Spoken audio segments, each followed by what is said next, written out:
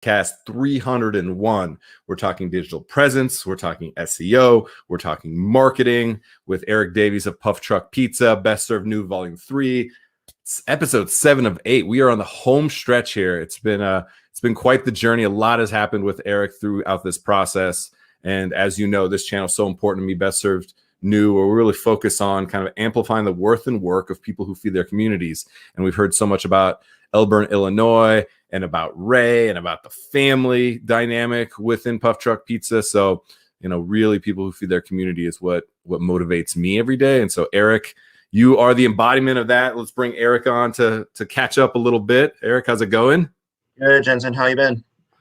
I'm doing well. I'm doing really well. We're getting into a new month, looking into April. Team meeting today, getting dynamic, thinking about hiring process, something that you and I talked about. So a lot of things happening across the industry, a lot of things happening for you. So I wanted to check in. Last we heard, Burger Buzz was born. Puff Truck Pizza has a little brother, little sister. And so I'm excited about that. And I'm also scared as hell for you about that, because I know the strengths and vulnerabilities you just created for yourself. So tell me what's been going on. So kind of interesting. We just did our first Burger Buzz gig last night at a local brewery, cidery actually, and Two Fool Cider over in Naperville, Illinois. So St. Patty's Day, we did a special St. Patty Melt burger. We did it was our debut, so we had a little bit of some fun exposure there. That was great. The weather wasn't super great for us. It was rainy and really cold, which we're used to out here in Chicago, but that's just kind of how it goes. But it was a good start for us. Oh, I love hearing that. What was some of the feedback? What'd you learn, good and bad? What are some of the things you said, yes, let's triple down on this? A couple of things you said, oh shit, what the hell were we thinking? Give us a little feedback. So that part's really interesting. Before you might remember me saying that I have kind of a market research background. So what I did is one of the burgers that I created is a burger that is on a honey bun donut, is for the buns. Right, so it's like over the top. It's outrageous. It's crazy. It's ridiculous, right? But people do that. It's a thing, like putting the burger patty on a donut. So I wanted to be kind of like edgy and over the top that way. I kind of took a picture of it and shared it to some of the neighborhood groups and said, "Smash or pass? Would you eat this?" And it's kind of funny that I had like an overwhelmingly negative response of people with like barf emojis and vehemently like disturbed by the fact that I would dare to put a burger on a donut. So I'm leaving it on the menu, but what I wanted to see was would there be a reaction, either negative or positive? And I got quite a good reaction either way about that burger. So nobody ended up ordering it last night, so maybe I should trust what the folks out there say. But I'm gonna give it a shot for a while and see if it works on our menu. But that's kind of that interesting thing of like the feedback is. So this is good. Let's stay with this a moment. And then for everybody, we're going to bring in Tyler Cyert from ThumbBrand.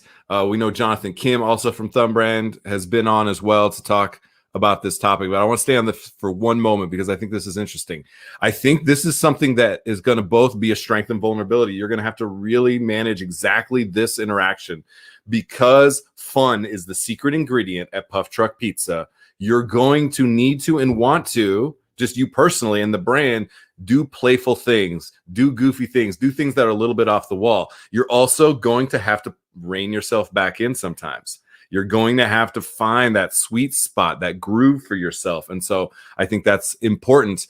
I think, look, if you listen to what everybody else says, you would have just built a faster horse. And the reality is, like, we want to do something new. Yet you also need to listen. You need to create really thoughtful feedback loops. And we're going to talk about that today, because your digital presence is a massive opportunity for an ongoing feedback loop. Yet everybody is an expert in all those things. So you have to hold all of those contradictions in your hand at all times and be very aware of it. So just your thoughtfulness is going to be really important in that process. So I appreciate that you're struggling with it, and you're pushing through, and you might say, well, that was stupid, I'm going away from it. All of those things are a reality. So I appreciate that. All right, let's get into the meat of this thing, the burger of this thing, and let's bring in Tyler to speak on this topic. Tyler, good to see you. Hello, gentlemen. How are you guys doing? We're doing well. We're talking gluttonous burgers, you know, and I'm sure you've seen things like that go viral as you are so focused on the digital side of what's happening. So I want to do a few things. I want you to set a high level expectation: food, beverage, hospitality, restaurants, food trucks, kind of what an expectation you have for the way that we think about this. And then I want to drill down specifically on kind of some of the pitfalls that you see, and then we'll see where this goes, because we struggle with technology in restaurants. We make things with our hands. It's face-to-face interaction. We're Luddites. Like we don't necessarily want this to be the communication tool, yet the reality is it is. And so we need to understand how to navigate this space thoughtfully.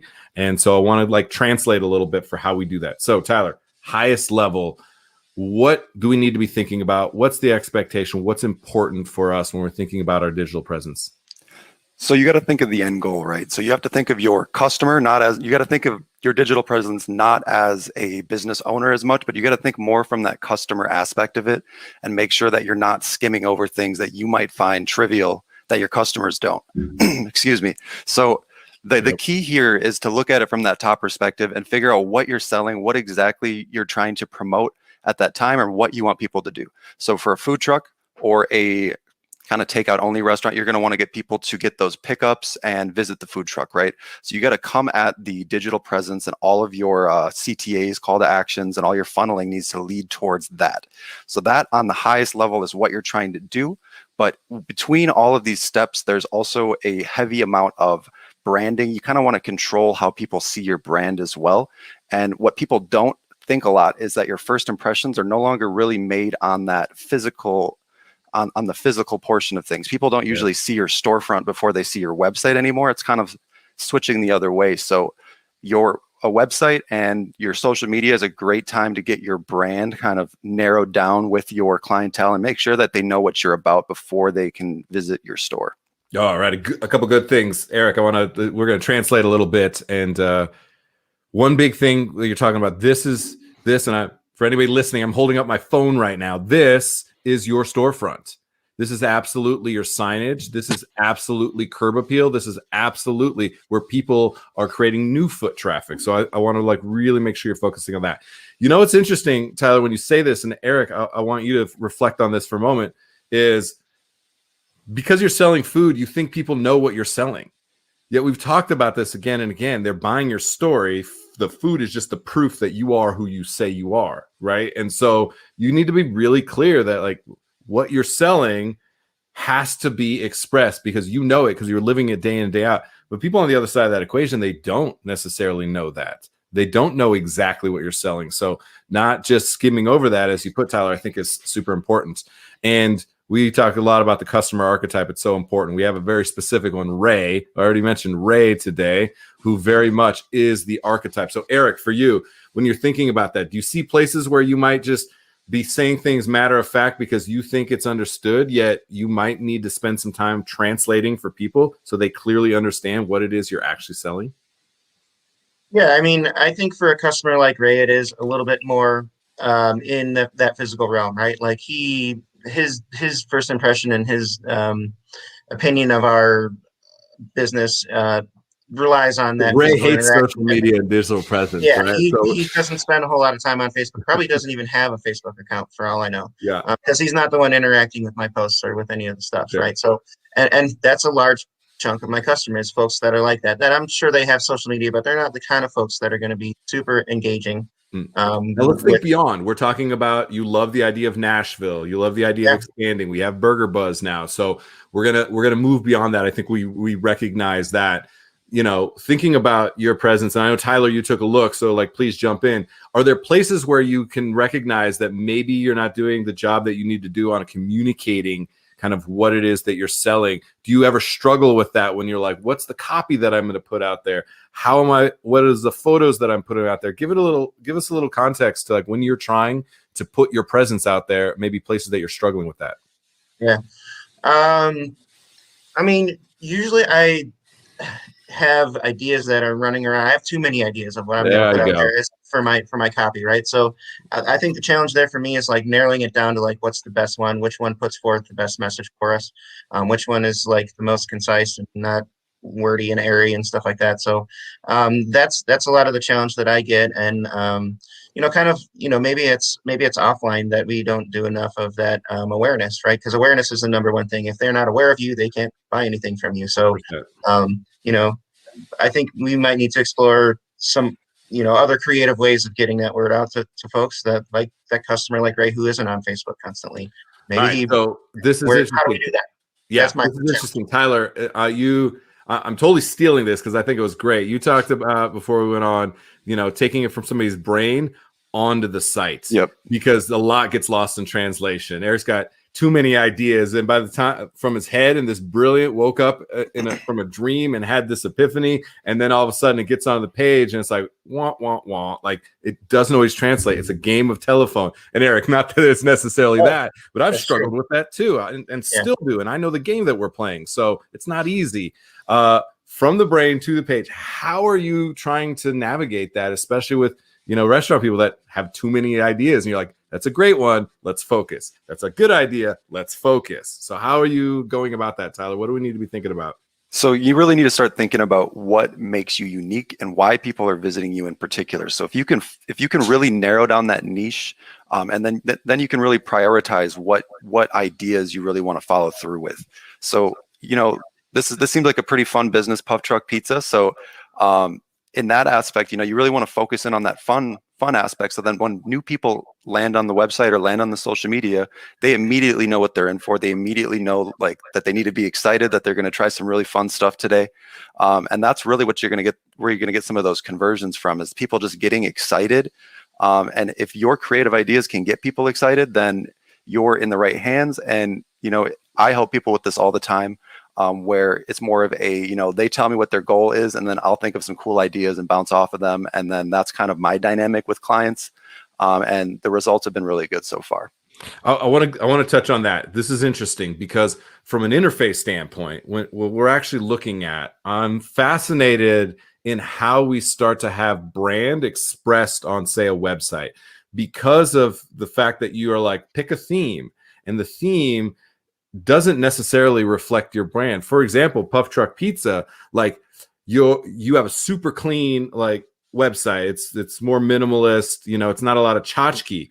How do you express fun when you have a stark white background with simple black, red, and some gray, right? It's a challenge. At the same time, I've seen some websites where it looks like fucking Mardi Gras threw up all over it. And it's like, but it's fun, yet I have no intent of spending any time or money there. So Tyler, how do we balance that out?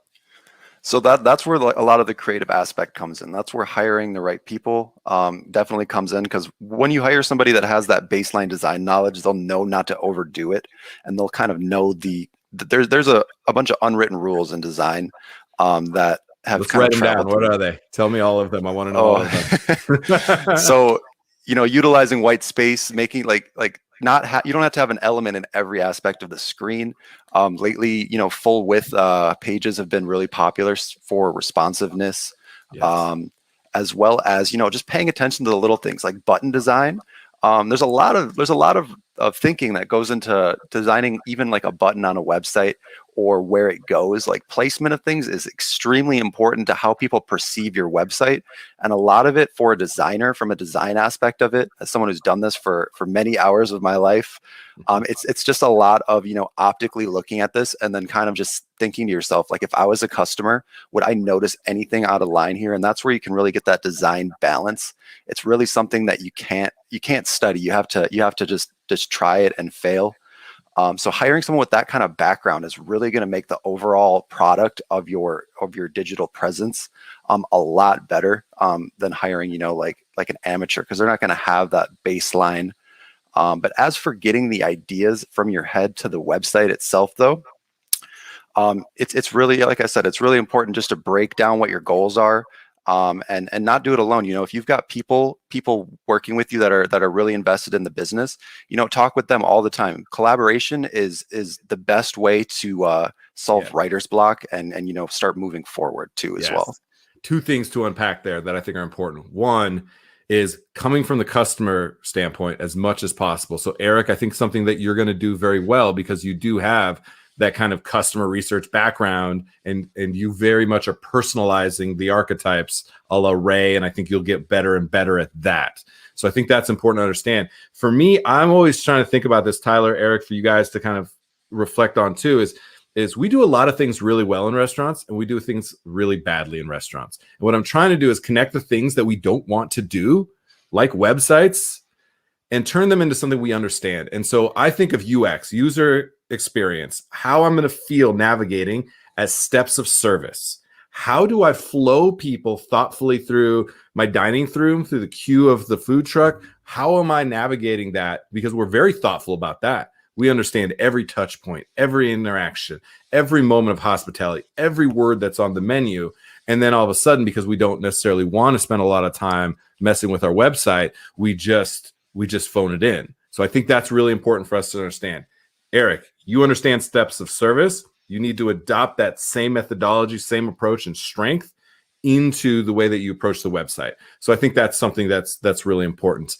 The thinking about the buttons and some of the way that the composition of the websites are composed. You have to design your website mobile first, not laptop, then see what it looks like on a pad, then see what it looks like on a phone, and compress it down to a single stack. And one of the places that there's a huge vulnerability there is on the menu itself. All right. One of the things that I think delivery apps have taught us that I think is very valuable is they have a lot of like best sellers, top fives, things like that. And I want to see menus designed like that, because I don't want somebody to scroll down 17 items before they get to your best item. I want that to be number one, because people don't want to scroll through 17 items. They want it to be super simple and easy. So the composition of where the buttons are, how they're designed, how people have access to them is going to be so important. So Tyler, reinforce or shift my thinking, or like where are we at with kind of mobile, thinking about the UX and how we're composing, especially menus? No, yeah, absolutely. So the menu is arguably the most important of a restaurant and most important aspect of a restaurant website. So you want to make sure that not only does it show everything you need it to show, but it prioritizes what people really want to see. Yeah. And another aspect of this as well is, again, the mobile first aspect, because people aren't going to be in your restaurant like looking through the menu on their laptop. They're not going to bring their laptop to the restaurant most of the time unless they're working there. So that was a really good point. Ray might bring an old IBM laptop. Yeah. So yeah, like the menu is arguably the most important thing. And there's a lot of creative things you can do with the menu to make it more kind of interactive and make it better for the consumer. I think you're right. The delivery apps have kind of spoiled us recently and kind of raised the bar for what a menu can be. And I think we need to see a lot more people kind of like thinking that way. One thing that we've kind of done to make menus a little bit easier to navigate is just ditch the entire PDF format. A lot of people have been just embedding PDFs into Tyler, don't get me fucking websites. started on the PDF menu. Shut down your restaurant if you still have a PDF menu. Just go into another game. It's like you have. Keep going, Tyler. I'm sorry. Yeah. The PDF menu. I'm like, help me help you, because the PDF menu is it's killing your business.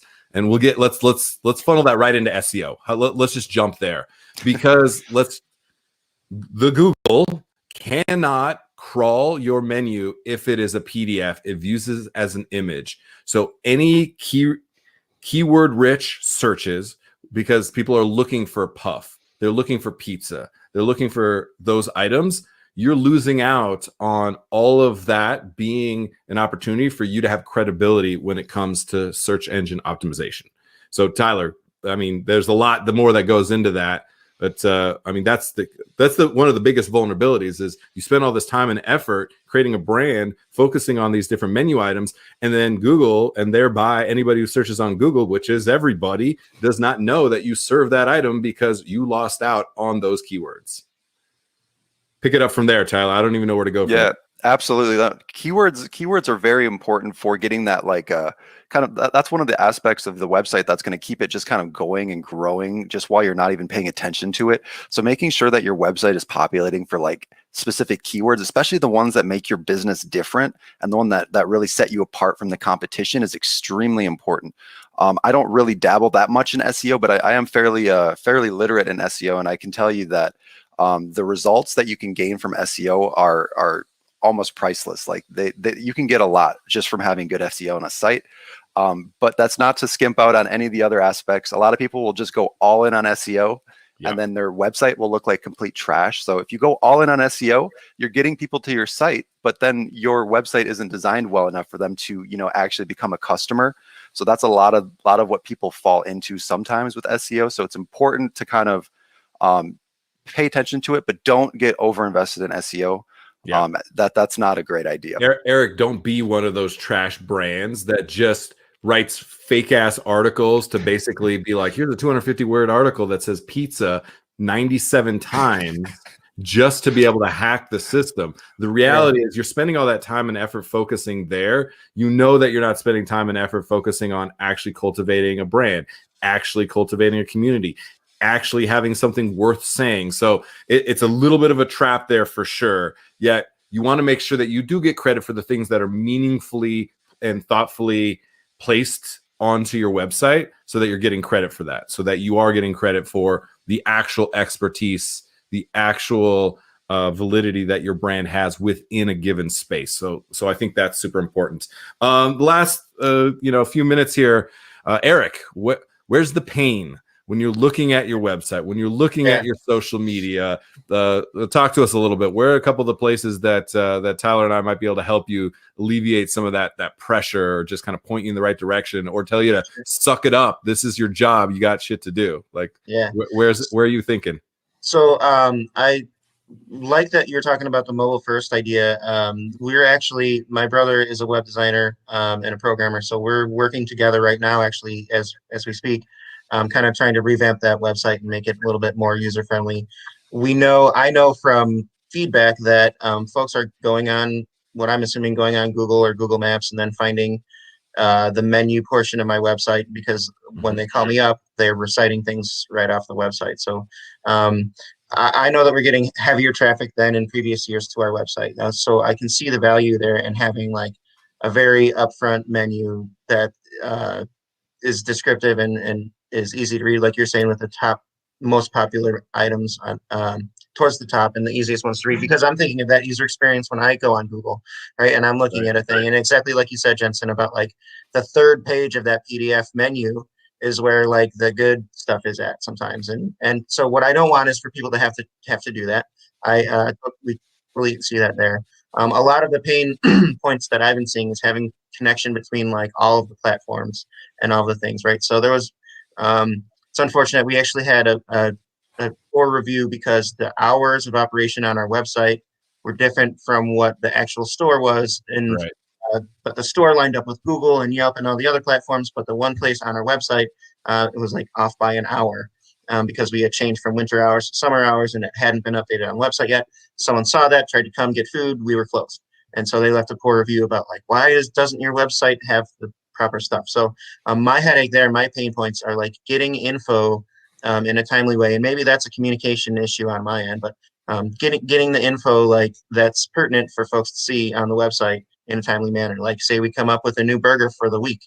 Like, do I put the effort into putting a whole thing on the website just for a week, for a special item? Well, I'm sure that does translate to extra sales or whatever. So I think it's a little bit of like communication, a little bit of effort on my part that needs to happen, but it's kind of where our pain points. This is good. You're talking about brand unity. There has to be continuity at every interaction, every touch point, anywhere somebody might start in the funnel of coming directly to you, ordering delivery, ordering pickup, or coming directly to the storefront or truck. So it is hard. You're like, I got to get Google and like TripAdvisor and Yelp, and I got to be on my website. And oh, wait a minute, we had our hours on Facebook. Did we update our hours on Instagram? For sure. It's a lot. And so Tyler, I know that you deal with that all the time. How are you navigating that? It feels like it's a checklist. Like it's probably the first simplest thing. I'm sure there's some automation tools. Tyler, give us some guidance here. Yeah, so there's a couple things that you can do depending on how you have your website set up.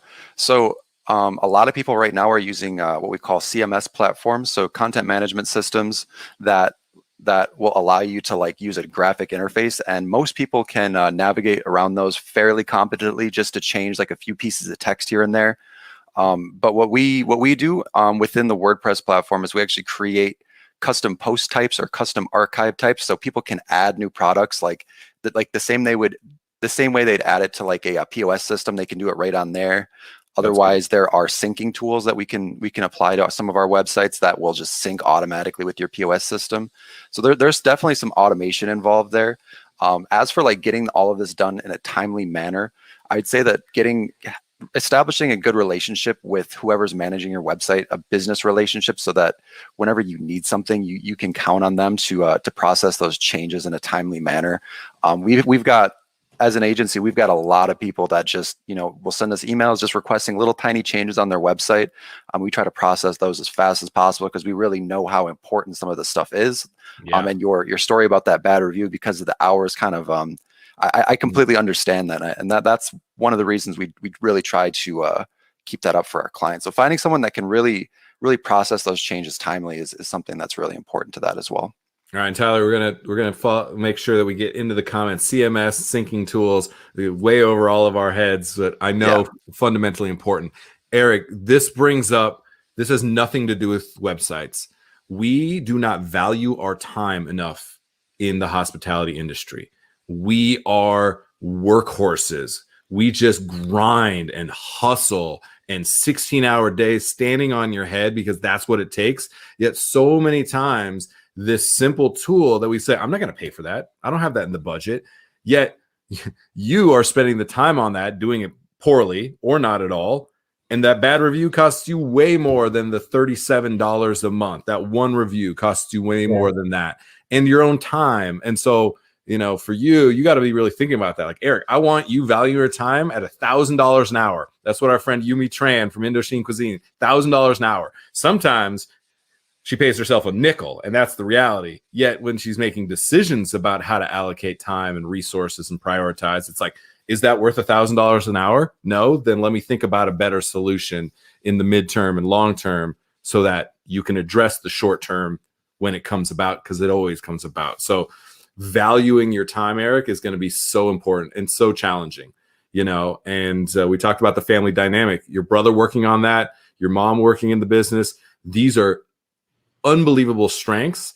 And you also need to build more infrastructure around, people you can hold accountable in different ways than family. So I think what Tyler's talking about, that relationship, is so important. And you got to really be on the same page. Because Tyler, there's a lot of people in that space that are just like, they're just talking over restaurant people's heads just to prove their expertise and not actually cultivating a relationship. And that is something that restaurant people struggle with. They're like, I feel like I'm getting sold a bunch of stuff that I don't need because I don't know what I actually need. So maybe at the last moment, Tyler, for you, how important the relationship side of that is, and being able to meet people where they are and try and speak their language while still saying, you better understand syncing tools and CMS, or you better empower me to make that happen for your business. But finish with that. It's a great way to end. So a good thing to end on, I think, would be one of my favorite sayings is I don't see people as like a paycheck when I work with them. I see them, I want them to see me, and I see them more of like a partner. I want to help them bring their business up. I actually want to create something that's going to provide some real results for their business. So those are the kind of people you want to work with. You don't want to work with the kind of one and done people that just are making your website just to get a quick buck and then are just going to never talk to you again. Those are definitely not the type of people, because websites, they can be kind of volatile sometimes. The internet's kind of a crazy place. It's the Wild West still. So that website could go down. And if it goes down, you want to be able to talk to somebody that actually knows the website so we can get that back up as soon as possible. So that's just one of the many examples. But, finding someone that really believes in your cause is something that's really important when you're just looking for people in general. Think of it like you're hiring an employee to work on the truck, right? Yeah. You kind of use the same kind of ideology that you would when you're hiring them as you would with like a web developer. Make sure that they're on board and they really like what you're doing and they believe in the business, because then they're going to build something that's going to truly help and truly speak the language of the business. That's it. Give them that why, Eric. Give them that story. Yeah. Everybody you interact with. And just red flag if somebody says they're going to write 27 articles for you on SEO and not worry about anything else. Red flag there for sure.